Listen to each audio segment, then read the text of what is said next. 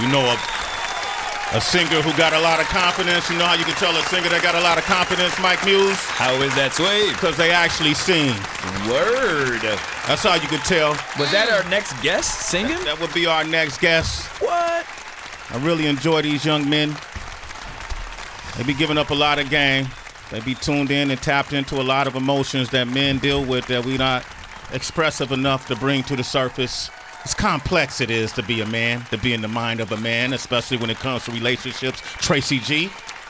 But what would you call those who have a lot of confidence who can't sing, Sway? I don't know why we even went back to that. It was just on my brain, you triggered me.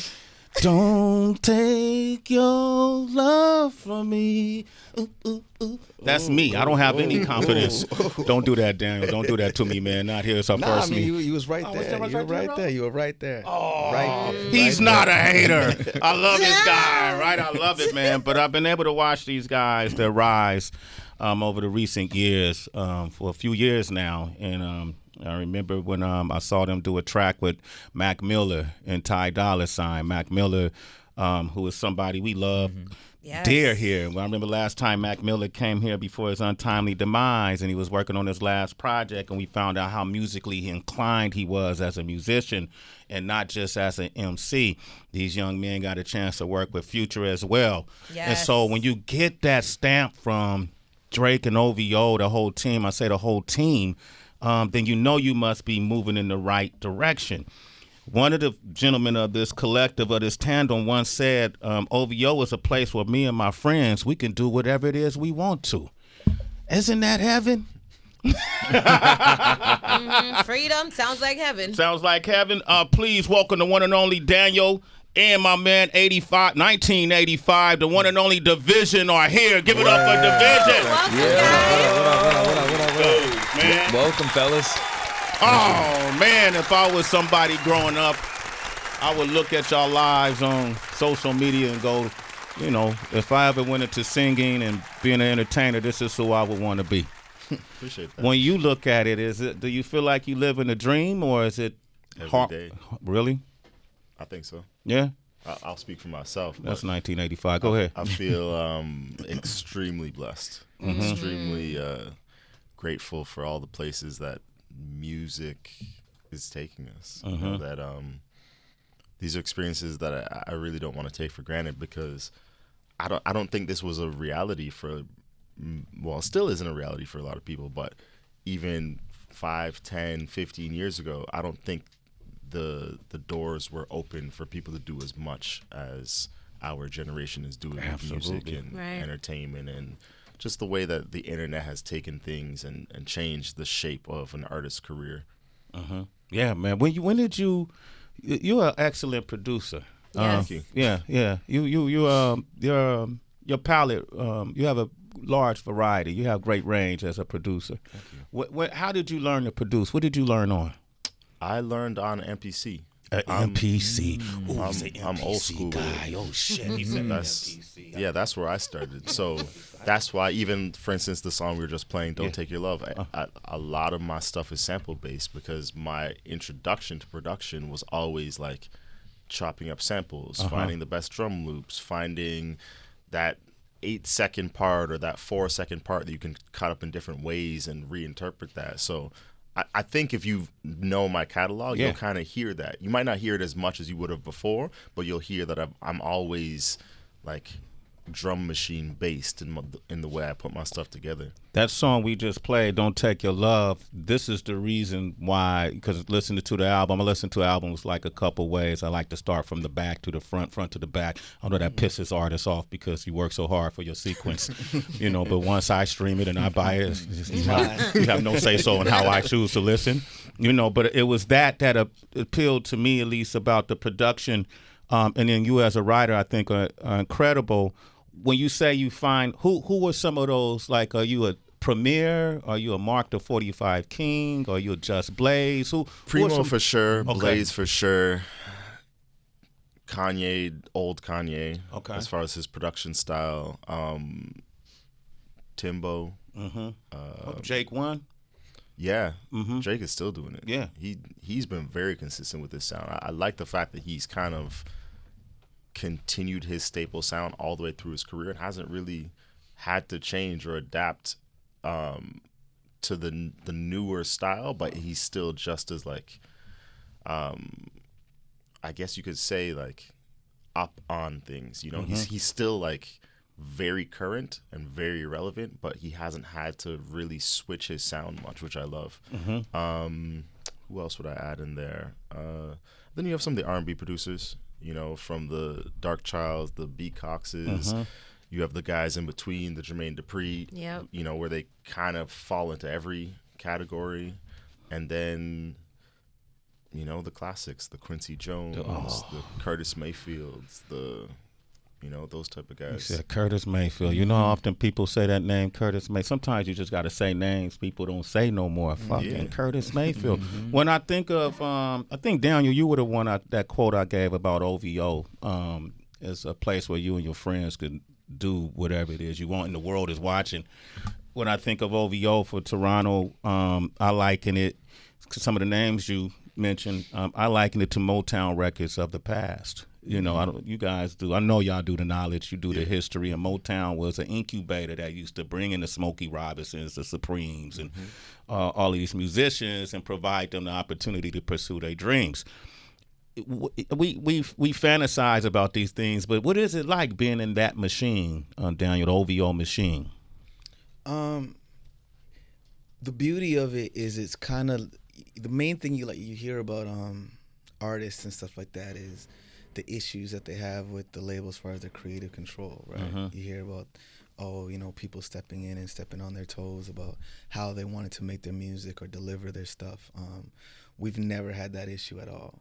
Like, it's literally the complete opposite of that. Like, it's like we can come in there, sit down, do our own thing, have our own brand, have our own following that is, you know, it literally has to strictly do with the artist. You know, Dvsn fans are Dvsn's fans, which is the beauty of what's been allowed for us in the space there. And I think that's what any artist wants. They don't always want to be, you know, told how to make their music or roll their things out. So I'm just thankful that we're in a position where, because we're so creative, we're actually the artists that are really making the music and really passionate about what we're doing. We're really students of the game. So I think it would be heartbreaking for us to be somewhere and someone else tell us exactly how to make music, which is, again, the beauty of, even with this album, working so closely with Jermaine Dupri. What's Up, is that the name? What's Up is one of the records, but him and B Cox, they contributed to, you know, I'd say 50-60% of the album. Oh, wow, okay. Like, even that record we just played, Don't Take It. Yeah, that's a sample Jermaine brought to the table alongside a guy named Antoine, who was in the studio. Shout out to him. But yeah, like that. Fun fact, this will be fun for you. So the sample on that is the Manhattans. The Manhattans, right? Yeah.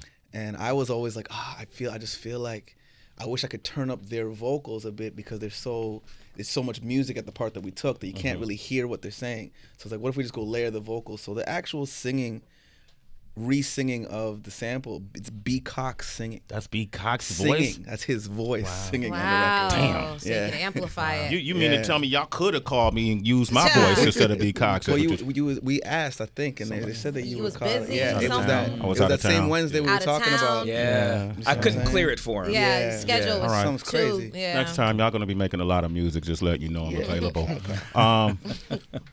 I really enjoy your voice. Thank you. You Appreciate know, that. for a number of reasons. You sing very naturally. Yeah. The things you sing about are off the chain. I feel like shit. You know, it remind me Why of my, she laugh like that? It's cathartic for you, Sway? yeah, it's like my younger me. Let's be specific. Let's be specific. Somebody's listening.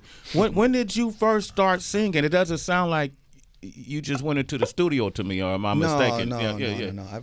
I've been, you know, singing to, I guess, myself, you know, since I was a kid. You know, if you ask my family members and stuff, they'll be like, we used to put you on the phone and sing to our friends and my aunts and, you know, cousins and stuff like that. I don't really remember that, but all through high school and stuff like that, it was rap for me. That's the crazy thing, you know. And so You still got bars? really fun. Don't You know where see, you I are. said You said you know to you them, I were- said, you yo, said it'd be that crazy if damn you put that beat beat on, on. because I'm gonna just go burn it down. What No, the- no, Throw that beat on. Nah, just go. But no, I've been singing forever. I've been in love with music forever. But I really found my confidence as a singer probably after meeting him, to be honest, because he was one of the ones that was like, I was still rapping, singing at the time, doing a little bit of both, but a lot of people knew me more as a rapper. And he was Did you kinda go by like the same name as a rapper? No. What's your rapper No. name? Oh God, come on, man. Sorry, man. You know, It's part of the history. get it I over used with. D Money used to be my name. D Money? Yeah. Oh, yeah. wow. Damn. That sounds was like getting a to go-to. it. That is so uncreative. We was getting to it. Oh, it was Real super original. uncreative. Trash. D Money. Trash. But nah, we, you know, I've put a lot of time into trying to be the vocalist that I want to be. Studying the vocalists that I admire, and that goes, you know, back to, you know, the Michael Jacksons and Stevie Wonders and Tevin Campbells and Boyz II Men to, you know, Ushers and the Chris Browns and everybody that came, you know, before me. So I'm a real student. I like to see what's going on, and I like to aim to be alongside, not just, you know, a spectator in that category of great singers. Absolutely. Usher, man. Round of applause when you say his name. Usher. Yes, indeed. Absolutely. Come on, Usher. Absolutely. We see you. I had Babyface up here, Usher, last week, and he talked about what you bring to the game, holding R&B on your shoulders while a lot of them trying to tap out and bail out. R&B will never die. These songs that 1985 is sampling is coming from R&B artists. Yep. Come on, come That from part. soul. Trace them back to blues, jazz and blues. It'll never die. Nothing we create will ever die. You got a chance to open up for Usher at all, or perform for Usher? Oh yeah, you know what? Funny enough, we have. We did shout out to Kevin Hart. Kevin Hart does a charity, and he had Heartbeat. Yep. He had something out in Vegas, and he booked me and Usher, or us and Usher, to come out there and sing, and it was really dope. That was the first time. Was the first time we met him? Did we meet him before that? I think we met him in Atlanta before that. Oh, okay. But anyway, it's the first time I really got to, like, you know, say what's up properly, and him watching. And, you know, fast forward, I'm in the studio with JD, and, you know, Usher's walking in the studio being like, yo, play me some shit. You know, we're sitting there vibing. I actually just posted a video that on our Instagram I page. saw it. Yeah.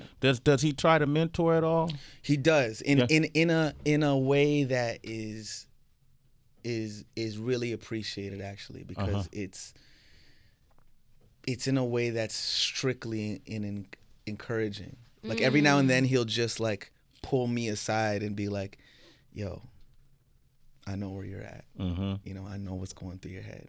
I know you want to kill these niggas out here. Like, I know, you know, this is how you do, but you got to lead it like this and do it like this. And, you know, there's very few people that can actually hold the space that you have the ability to hold. So know that and put that work in. Every now and then, you know, even when it comes to like, I remember being in the studio sometimes, and it'll be like, there might even be like a gummy bear on like a pack of gummy bears, and like everyone's eating them, and I go to eat, and he's like, you want to eat the gummy bear? Like, are you serious about this R&B shit? What we doing? Damn, Usher. But then he'll come back eating the gummy. You know what I mean? I was like, you know, it's hilarious, but it's dope, man. He's one of one as an artist and as a human. You know, you don't meet very many people that have reached that level of success that are still that genuine. So shout outs to him. Greatest entertainer, one of the greatest entertainers of this generation, of this era, Mike Muse. Would you agree, Usher? Oh, absolutely. Yeah, right? I have a question for you. You mentioned Tevin Campbell. I was just curious. That jumped out at me. A lot of people don't mention Tevin Campbell when they do that lineup of listings. And I know the song we played coming in, or the outro was this a cappella song of you doing this falsetto. Is that why you invoked Tevin Campbell? I'm just So you think it's the falsetto? Yeah. No, I just Why Tevin Campbell? I'm curious. I don't think he gets enough flowers, and I think that's why I'm curious. Yeah, maybe it was like watching Fresh Prince and him popping up and singing to Ashley, and as a kid, and seeing, I don't know, I've always loved. And when you go back and I listen to his records, I hear my aunts, my uncles, my cousins, everybody playing, from what was it? Yet tomorrow will bring better me. Tomorrow, yeah. To can we talk to I'm ready and stuff like that. When I remember seeing him, and even though these videos, I guess, were older at the time, I'm watching them and I was thinking to myself, like, that's what I want to do. I remember that clicking to me, looking at guys like Usher and looking at guys like Tevin Campbell and watching videos in my cousins and my grandma's basements, and these are the moments that stuck with me, I guess. He doesn't get mentioned enough, so I'm yeah, that's no, dope no. that you Well, mentioned he's him. one of I the was most curious. amazing Yeah. vocalists that we've had. He just, I just think his album run was shorter than it could have been. I guess it's probably why he doesn't get mentioned. But definitely shout out to him as a talent, man. Yeah, man. Shout out to you all, man. Dvsn is here. I'm gonna open up the phone lines. Daniel Daly is here. 1985 is here. Yes. I want everybody to be honest right now, because there's a line on this song that kind of messed me up, man. I've never been able to really express this. But if you ever been laying in bed with someone, but you're thinking about your ex, hear me out. Citizens, I swear, don't call here unless this is the scenario. If you ever were laying in bed with someone else, but you were thinking about your ex, 888-742-3345. Phones stay lit all the time. You ask a question, you ever sleep laying next to somebody and thinking about somebody else? Tracy, that ain't ever happened to you? Yeah, of course. I mean, thinking about the substance, the content, the lyrics of this album, we've all done dirt. Just some of us got different, height to our piles of dirt than others. But Not height to the I think what comes to mind, a question of, I had to ask this to myself, like personally, as I've worked on my karma in the past. I think I'm in a really good place right now. But it's interesting how the bad deeds, or deeds in general, can feel more intoxicating in the dark than they do in the light. You know what I'm saying? What do you mean by that? In terms of being possibly a side chick, or maybe when I think about the song Get Even as the side guy, sometimes cheating can just, there's a thrill. Oh, a thrill, you're saying. Okay, That can come with it. And I'm like, why is that the case when you're secretive, when you're concealing something, that it can feel so damn good? What's your theory on that? Wow, that's a good question. I think the devil's alive, man. I think that there is something to say about doing something that feels good that is wrong. I think that there's, even the feeling of, hot and cold at the same time, where it's like good and bad, I think creates its own thing. So Chemistry. It feels great, but I know it's wrong, and that mixture is explosive sometimes. But yeah, I couldn't tell you. That's a great question, though.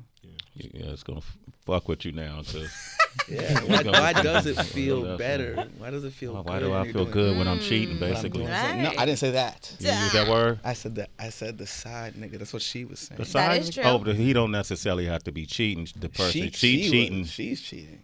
Okay. I know I shouldn't be here. too, though. Yeah. Say it again? I was saying there's normally more intensity in those situations. Right, because it's forbidden. Yeah, and also you got, whatever you're doing, you got to get it in quickly. So it's like, oh, we have a few moments. Let's sneak away and, and that makes it this dynamic that you don't have in a regular relationship. Where you're just like, no, let's chill. Let's urgency. go out for dinner.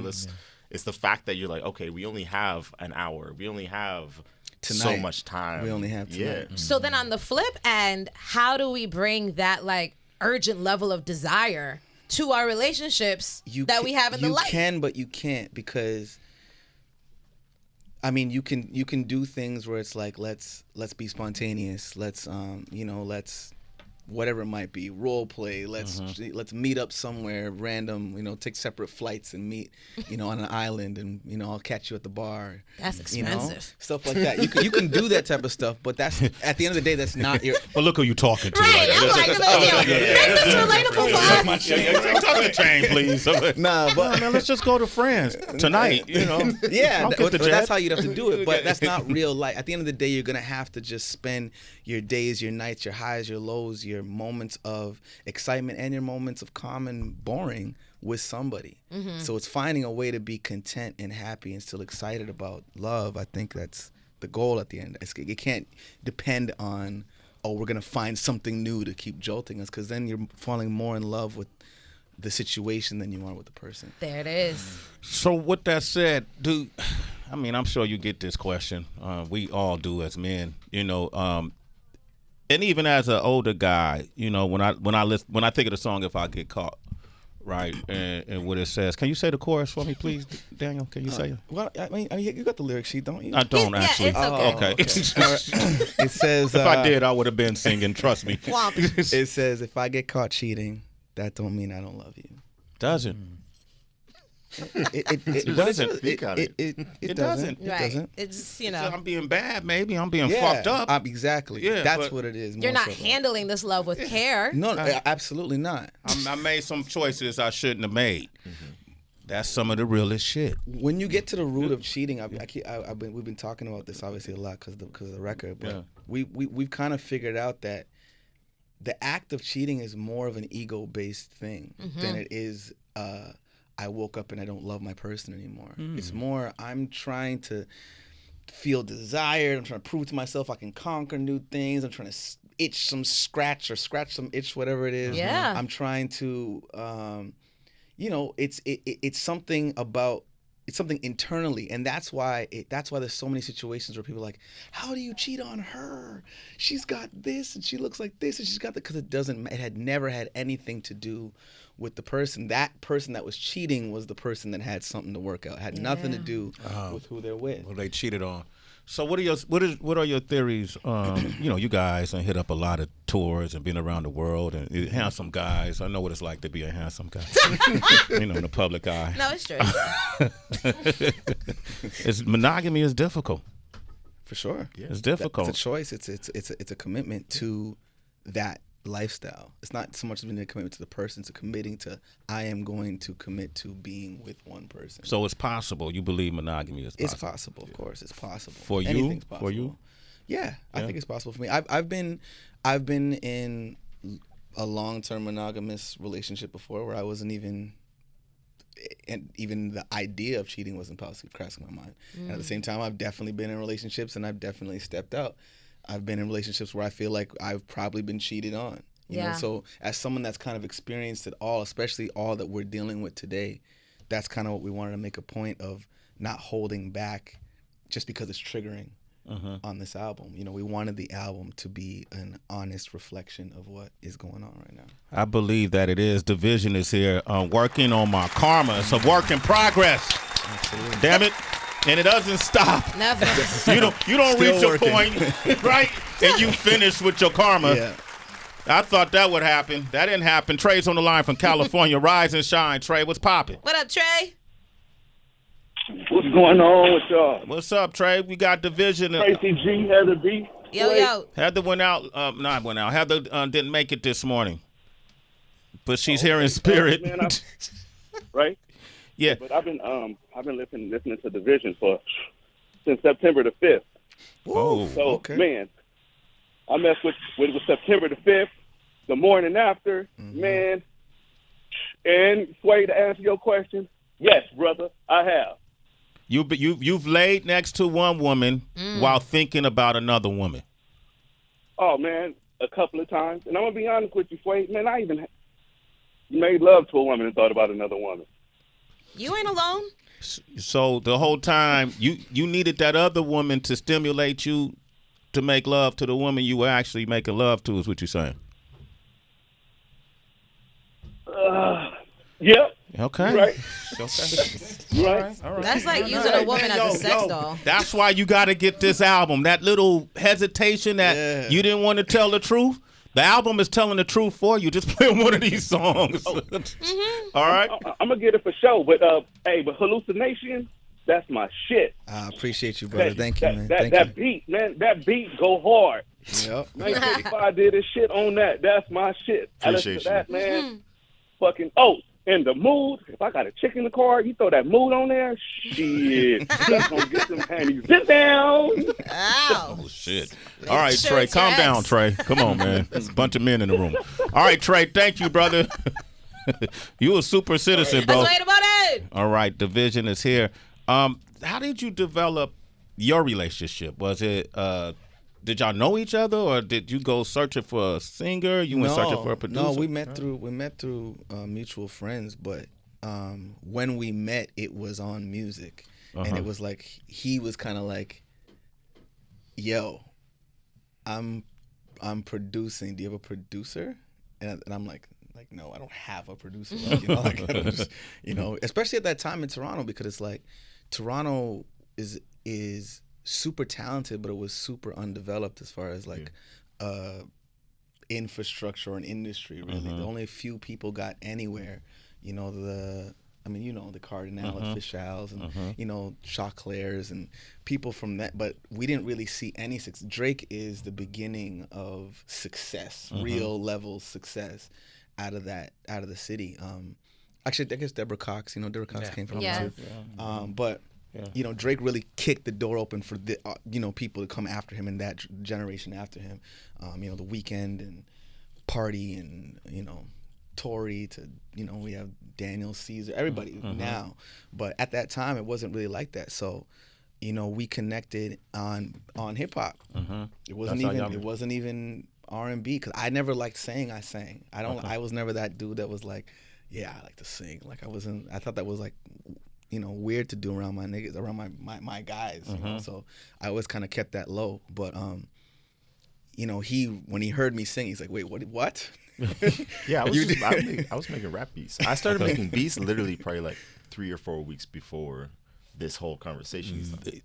What do you mean? What? You just started making beats? Yeah, he was just beginning to become a producer. Learning how to make beats on like a friend's drum machine. I even have the equipment. What, did you have a musical background? Did you know how to play keyboards, drums, or something? Yeah, I could play guitar. Okay. I could play guitar. I could play some keys. I had been in bands. I'd played in the church, but I didn't know what production was. I literally was just learning. Like within the month of us connecting, I had just started, and so all the beats I gave him were like these QB, Mobb Deep, 41st side sounding beats, and he was just like, yo, these are hard.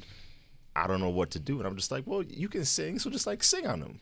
And that's how it started. And then we kind of both like groomed each other into better artists and producers, and just from like learning. We were just like doing. And then all of a sudden, So good. That's fucking dope. Divine. Yeah. And then Drake and 40 and all that stuff found him, and then he was kind of gone because he had, One Dance, Hotline Bling, all these hits that was coming. Yeah. And I was still just in Toronto, just like, I guess, part of my journey was just to help him get to where he got. And so I was kind of like gave up on this, to be honest with you. I wasn't even thinking this was going to happen for me.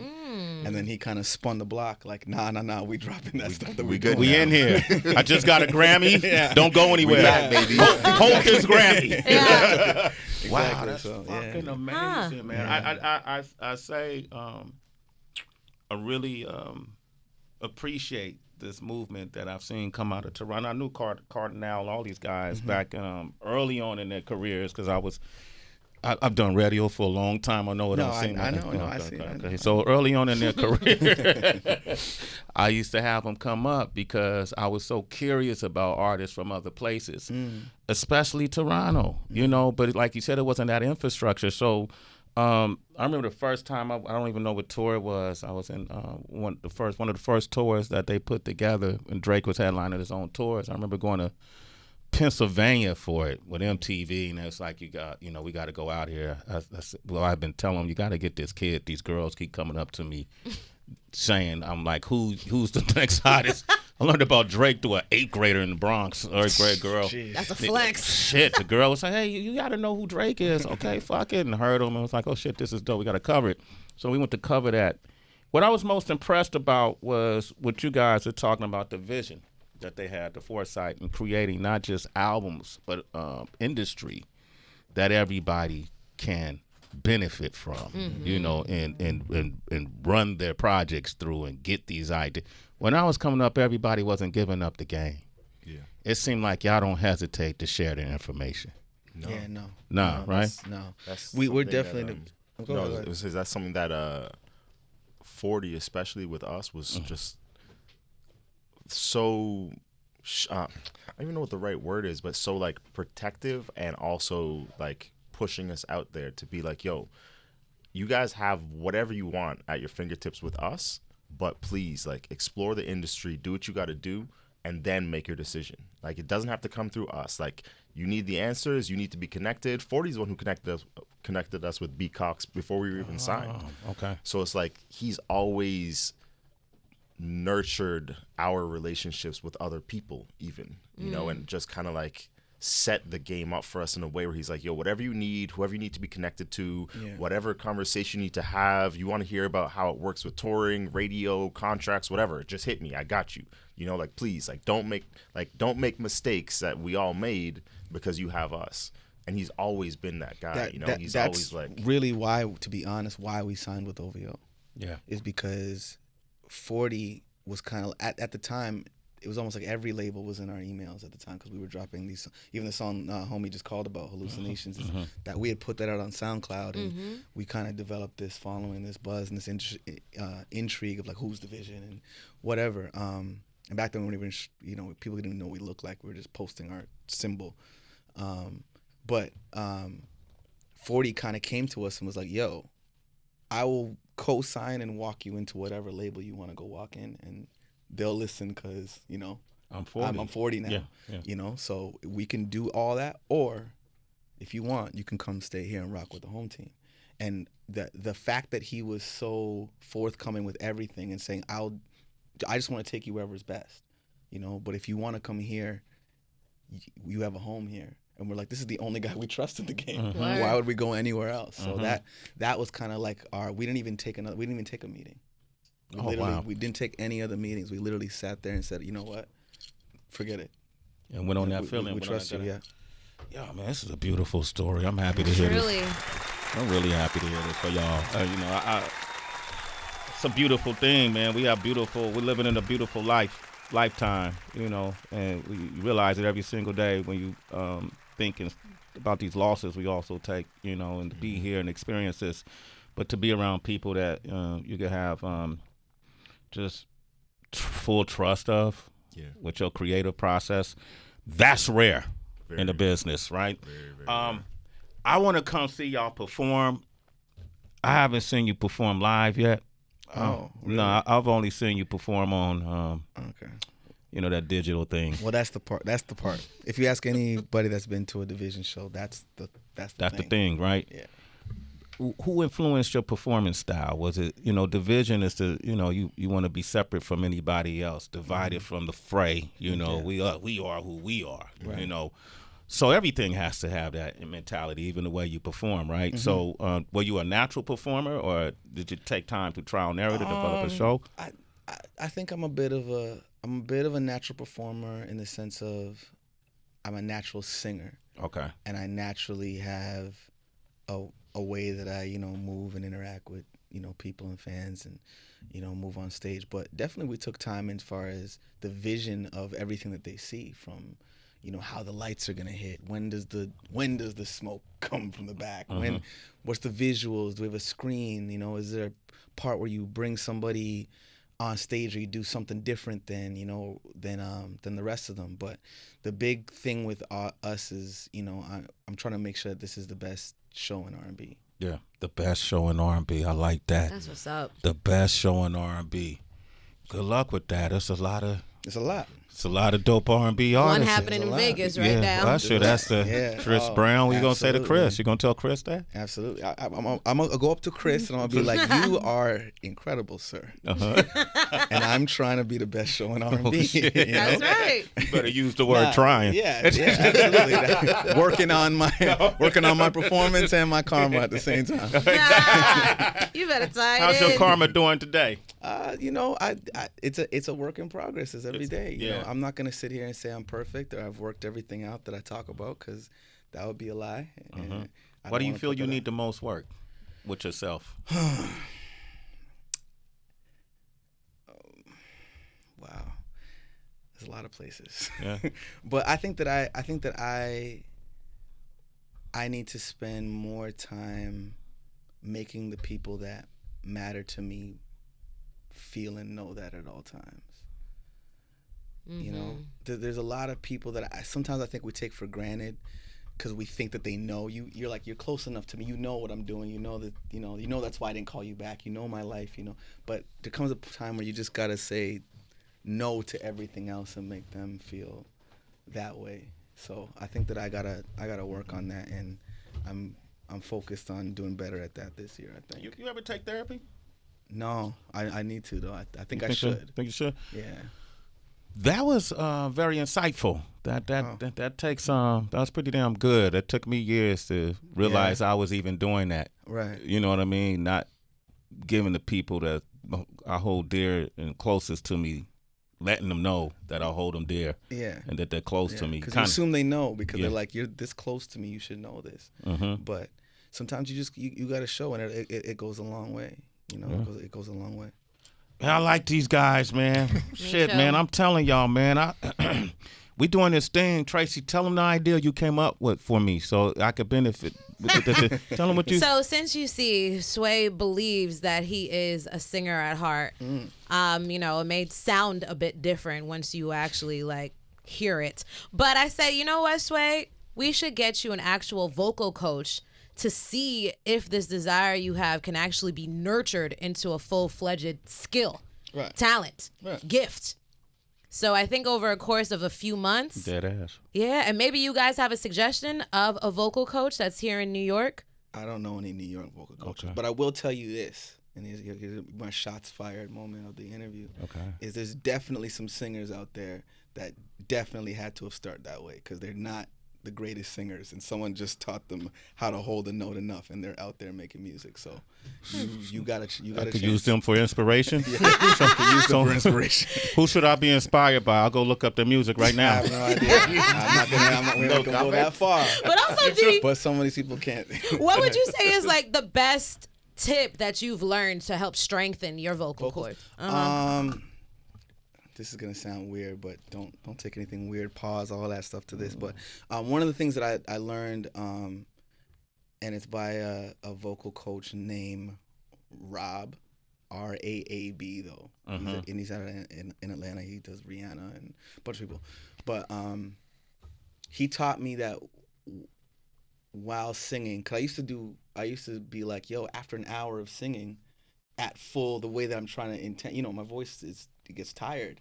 He's like, look, just when you're singing, focus on keeping your tongue down, like almost keeping your tongue down. It's a weird thing. It sounds weird, but as soon as I did that, my voice never hurt again. Yeah. Really? So it's the weirdest thing. So. Sway's tongue must be high up. The hell?